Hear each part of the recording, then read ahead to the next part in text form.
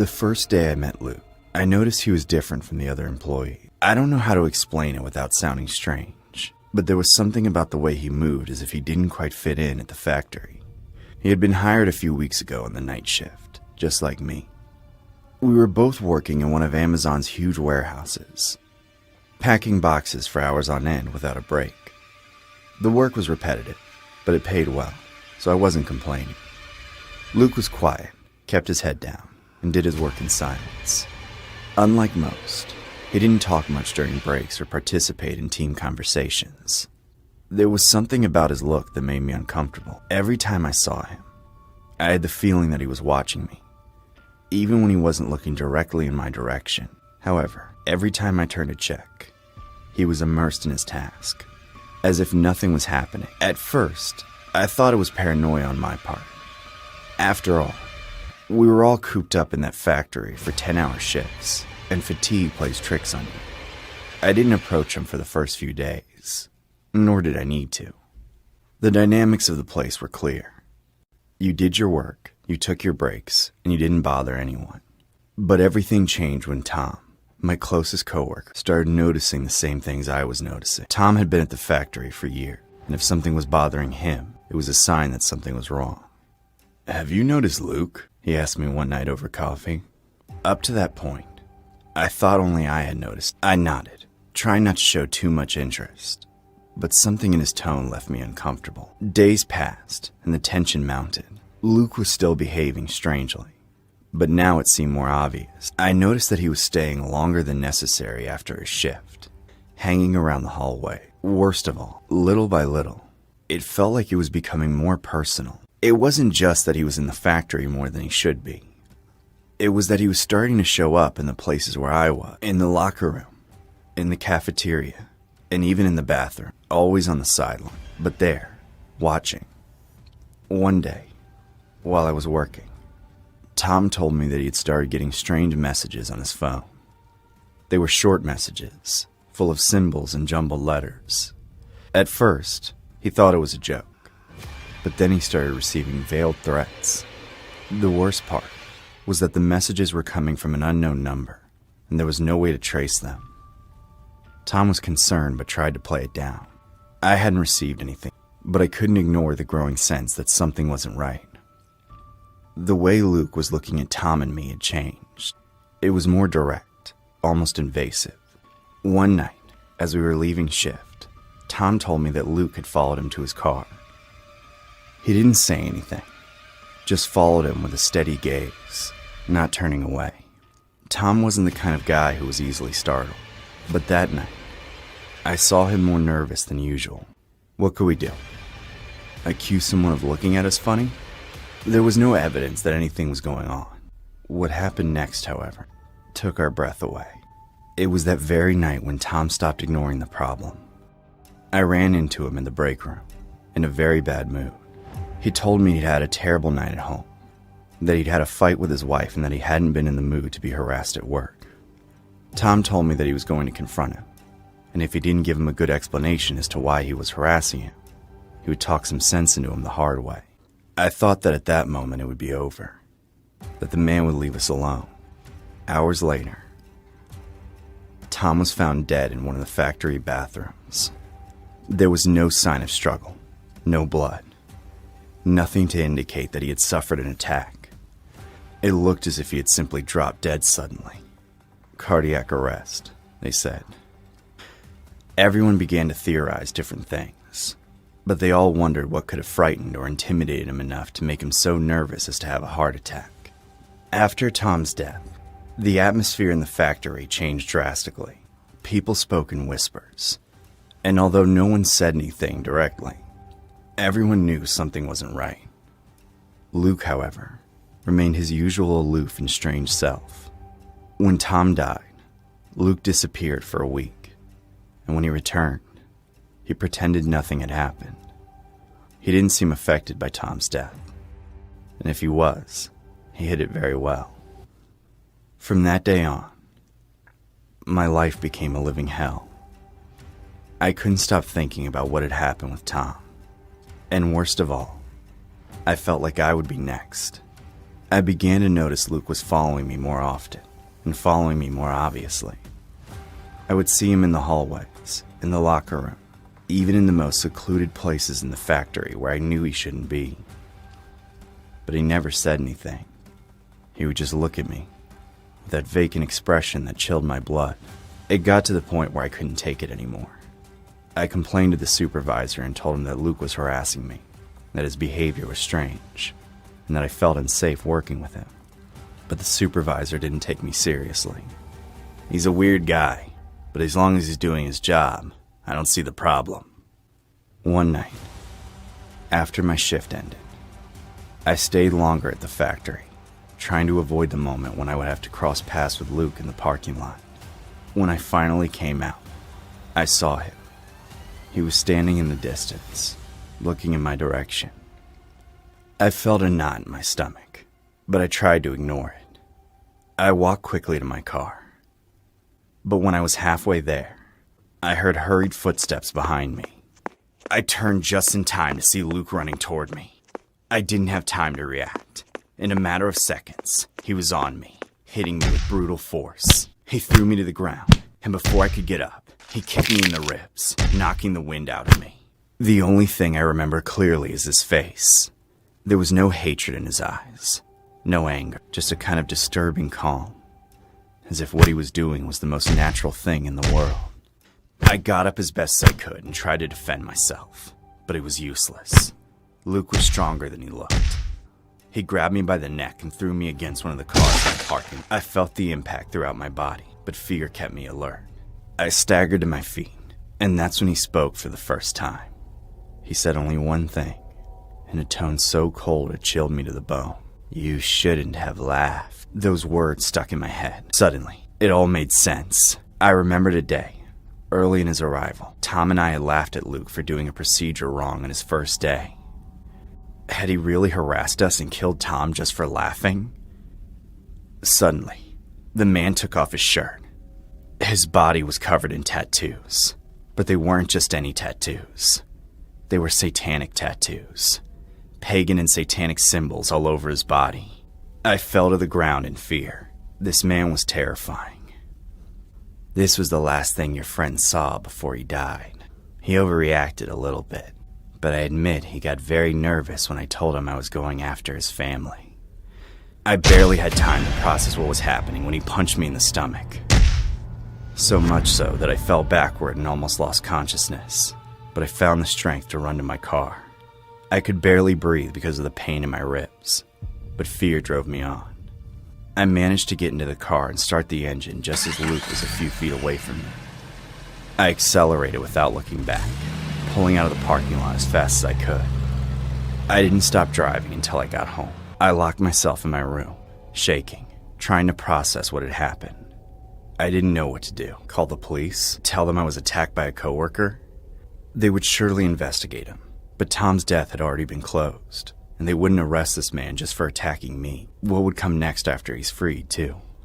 I was too afraid of what Luke might do if I reported it. I never went back to work at the factory. I quit my job without warning, changed my phone number, and even moved cities. But the fear doesn't go away. Every time I go out on the street, I feel that someone's following me. Every noise, every shadow, reminds me of Luke. I don't know if he's out there, looking for me. My family might still be in danger. And I'm not going to lie to you, I'm scared to death. The story is based on the recent tragic event of a man who died in an Amazon warehouse. The man was found dead in the bathroom, victim of cardiac arrest. The circumstances of the death are still a mystery.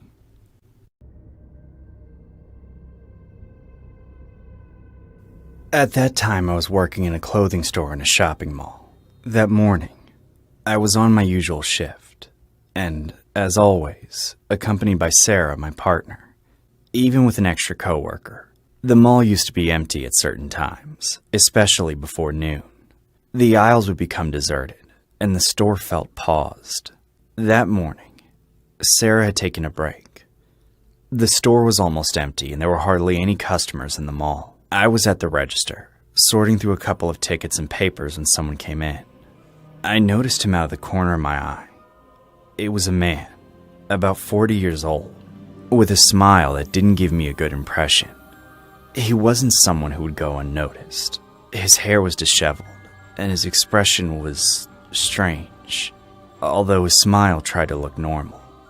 His clothes were somewhat disheveled, but it was his gaze that put me on alert. It seemed as if he was looking right through me, or as if I was just a distraction in his way. He approached calmly, keeping that forced smile. He walked slowly, scanning every corner of the store as if he were looking for something in particular. When he reached the counter, he didn't say anything at first. He just looked at me silently, without wiping away the smile. "Can I help you with anything?" The man blinked several times and cocked his head to one side, as if searching for the right words. The smile didn't disappear, but his expression became more anxious. It was clear that something was troubling him. He didn't respond, just stood there, looking at me with that uncomfortable grimace, until he finally spoke. "I'm looking for a rake. Do you have it?" I was puzzled. A rake? This was a clothing store, not a hardware store. I thought maybe he was joking, but he didn't seem like someone with a sense of humor. "This is a clothing store. We don't sell rakes." The man didn't react well to my tone. He suddenly hit the counter with a force that made me recoil. "Everyone knows that every store has a rake!" That response caught me off guard. It seemed like his own body was out of control, as if a beast inside him was trying to get out. I stumbled backward and fell awkwardly to the ground, as he watched me with that look of pure madness. With my voice shaking, I tried to warn him that I would call security, though I didn't have the strength or courage to do so. Instead of being intimidated, the man stood still, then took a step back, mumbling something between his teeth. Finally, he turned and walked out of the store. There remained an awkward silence that filled me with dread. When Sarah returned from her break, she found me still on the floor, recovering from the shock. I told her everything, and her face went from confusion to concern. She helped me up and sat me on a bench while I tried to process what had just happened. Sarah suggested that we inform our supervisors, which we did, although they couldn't do much to help us. A few days passed without incident. I tried not to think about the strange guy, and the supervisors alerted the mall security, so we were reassured that they were more vigilant. However, one day after my shift, when I arrived at the store, I found out that Sarah had been fired. She had been accused of stealing some clothes, something that sounded impossible to me. But when the supervisor showed me the tapes, I knew it was real. The worst part was that I was now left alone in the store, with no one to cover the shifts with me. I was told they would be looking for a replacement, but until then I would have to work alone. It was that morning, as I was cleaning the fitting rooms at the start of my shift, that I saw that man again. I was sweeping the floor of one of the fitting rooms when I heard the store door open. My first thought was that someone had come in early. "Coming!" Before I could wait for a response from the customer, the fitting room door opened, and there he was. It was him. But this time, his appearance was even stranger. He had no shirt on, and his torso was covered with scars and marks. His skin was reddened and looked torn in several places, as if he had scratched himself until he hurt himself. He walked in without hesitation, as if he knew exactly where to find me, and then stopped right in front of me. The expression on his face was one of restrained rage, as if he was going to explode at any moment. "I know you lied to me. Every store has a rake. I know it. I know you lied to me. Every store has a rake. I know it." I looked at him and tried to stay calm, but my whole body was on edge. I knew I had to get out of there as soon as possible, but he was blocking the only exit from the fitting room. I took a step back, but he moved forward at the same time until his body was practically glued to mine. The man was breathing heavily, more anxious than angry. Out of nowhere, he started banging on the fitting room wall, desperate, repeating over and over again that he needed the rake. I can't stand them anymore. The worms, they're everywhere, inside me. I need to get them out. Give me a rake! As he spoke, he once again lifted the reddened skin on his torso and showed me several bloody marks, as if he was struggling to get something out of his body. But there was nothing there. There were no maggots. There was nothing I could see. In an act of desperation, I tried to reason with him. I told him I would find an alternative, something to help him, just to get him to let me out. But my words seemed to be a taunt to him. He punched the walls even harder, screaming in my face. And what I saw in his face was pure desperation and violence. The man continued to punch the wall and yell at me, getting closer and closer, losing control completely. I felt like at any moment he would lose what little sanity he had left and rip my head off with his hands. Seeing that I had no other choice, I tried to push him out. I managed to make some space, but he grabbed my face and brought his face together with mine, shouting once again, "I need a rake! Give me the rake! I need to get the worms out!" At that moment, taking advantage of his uncontrolled fury, I gathered all my strength and managed to break free from his grip. He fell to the side, staggering for a second, which gave me the opportunity to run for the exit door. I rushed out of the store without looking back, with only one thing in mind: to get away from that lunatic. I ran straight to the police station, where in tears, I told them what had happened. We went back to the store, but when the policeman came in, he was gone. There was no trace of his presence, and although they searched the place, they found no sign of him. The next day, I went directly to my boss and tendered my resignation. There were no questions or attempts to convince me to stay. They barely looked me in the eye. My boss had seen the cameras. As I continued, the case is none of my business. I even doubt that my boss did anything. I never saw the man again or heard of any related incidents at the mall. Maybe there was more going on. Hell, for all I know, maybe the man goes to the store every day. But I don't care. He was no longer a problem, and I refused to ever be one.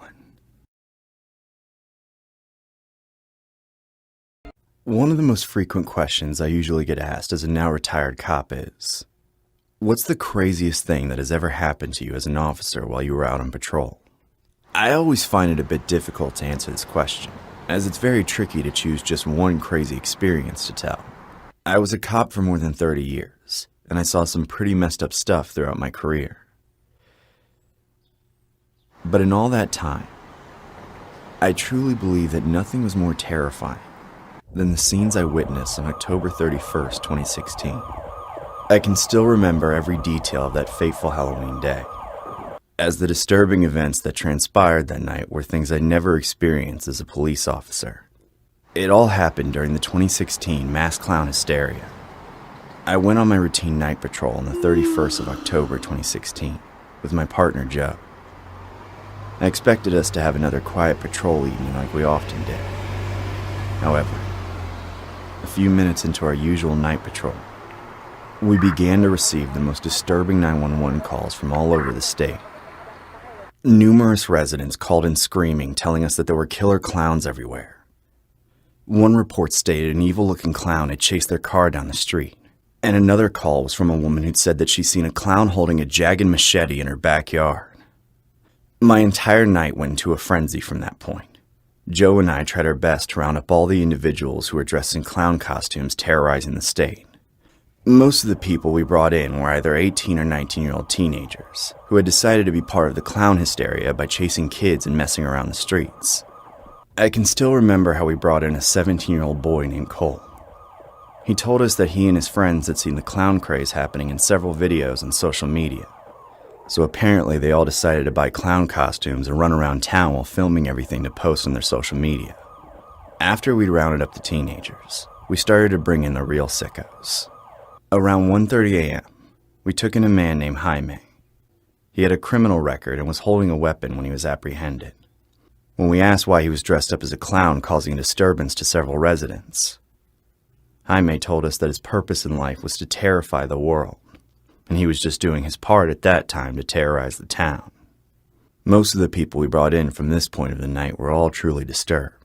Similar to Jaime, the creeps we arrested were all middle-aged men. Most of them had previous records and were using the chaos to carry out sinister and criminal acts.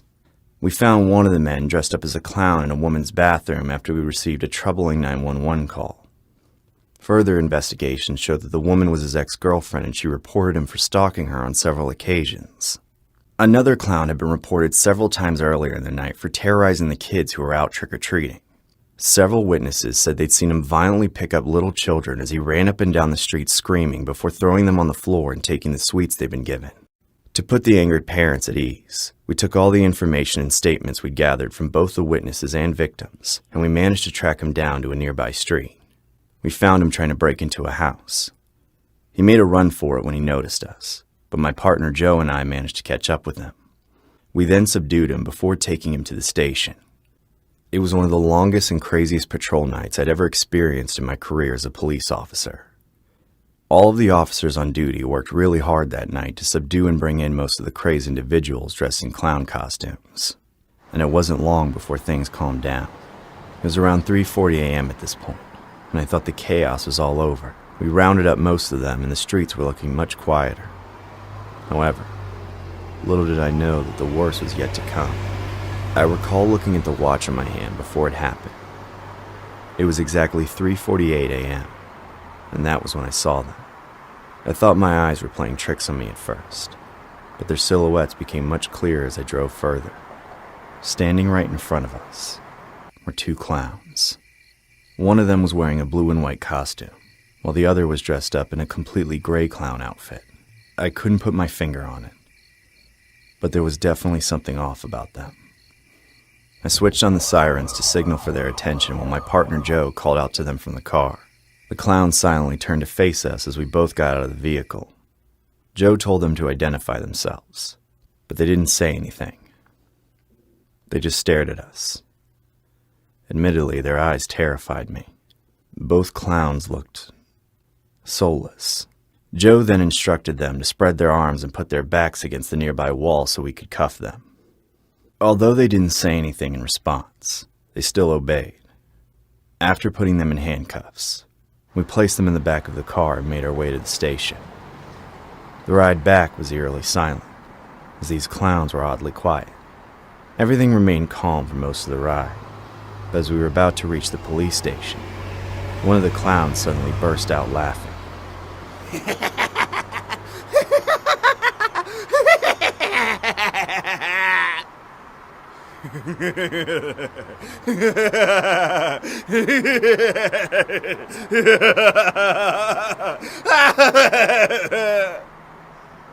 It wasn't long before the second one followed suit, and in a matter of seconds, these clowns, who hadn't uttered a single word, were now laughing maniacally, as if they just witnessed the funniest thing in the world. The sudden outburst of laughter shocked Joe and me as we wondered why they had started laughing. However, the clowns weren't done. And while I didn't know it at the time, the horrors of that night were just getting started. The ghastly scenes that followed are still burned into my mind. It's something I can't forget. The two clowns laughed louder as they slowly began to violently bang their heads against each other.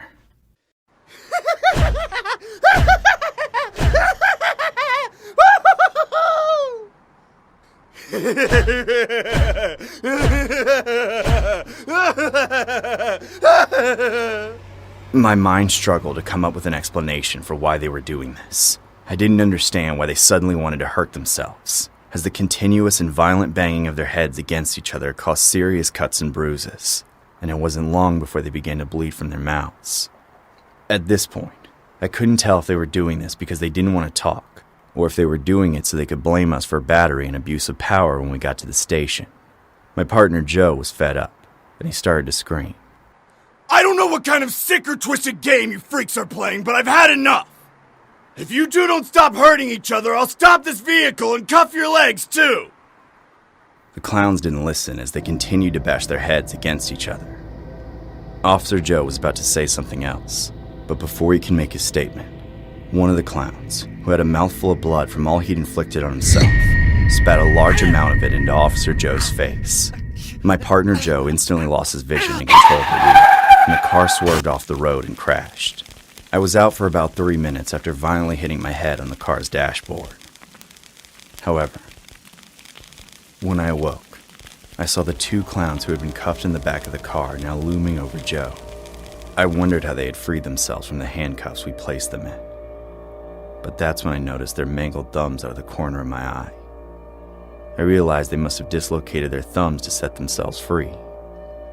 They had a sinister look in their eyes as they stood over Joe, laughing maniacally.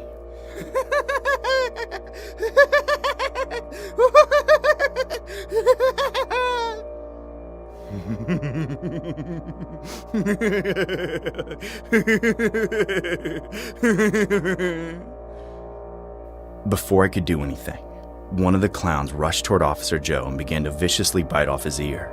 Joe, who had been unconscious, was awakened by the pain and started screaming, but he couldn't do anything.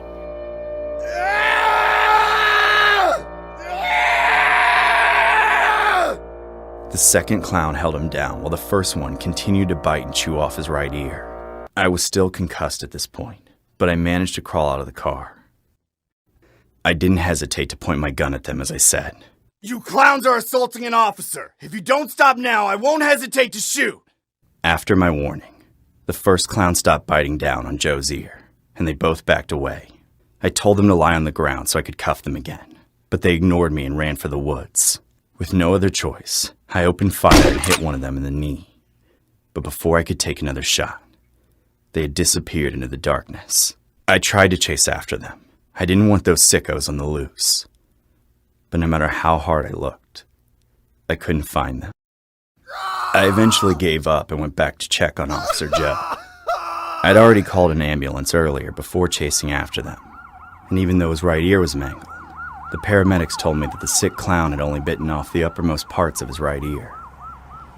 Luckily, he was still able to hear out of it after it had been treated properly. The disturbing and gruesome events of that night led to a statewide manhunt for those clowns. But even with all our combined efforts, identifying them proved difficult as they were in full clown makeup when we arrested them, and we didn't have any names to properly track them down. It was also very hard for the sketch artist to make a composite sketch of what they actually look like without the clown makeup on their faces. It's been several years since this happened, but on certain days, these thoughts still frighten me. I can't help but worry that there's a limping clown out there who viciously bit off parts of an officer's ear. What's even worse is that this deranged cannibal clown is probably at a children's party, making balloon animals as he looks for his next unfortunate victim. The story you just heard is based on a disturbing event that happened in October 2016 in Menasha, Wisconsin, during the peak of the mass clown hysteria that occurred that year. Around 4 a.m. one early morning, 2 police officers from the Menasha Police Department apprehended 2 individuals dressed as disturbing clowns in Wisconsin. The arrest came after a slew of alarming 911 calls, reporting several clown attacks that had been coming in throughout the month of October.